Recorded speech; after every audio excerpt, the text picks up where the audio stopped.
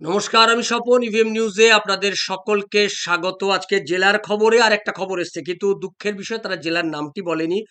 সেখানে হচ্ছে সমবায় সমিতির নির্বাচন। আপনারা ছবিতে দেখতে পাচ্ছেন বালুবার সমবায় সমিতি। এইটি একটি ক্ষেত্র, উত্তর আদ্যাবেড়া গ্রাম।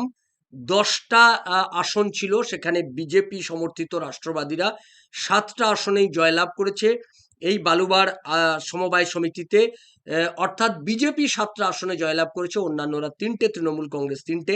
সেখানে আপনারা দেখতে পাচ্ছেন যে সমবায় সমিতির নির্বাচনে জেলায় জেলায় বিজেপি যেভাবে জয়যুক্ত হচ্ছে, তারই এটা আর একটা নিদর্শন। বালুবার সমবায় সমিতির একটি ক্ষেত্র, উত্তর আদ্যাবেড়া গ্রাম। জেলার নাম এখানে উল্লেখ করেনি।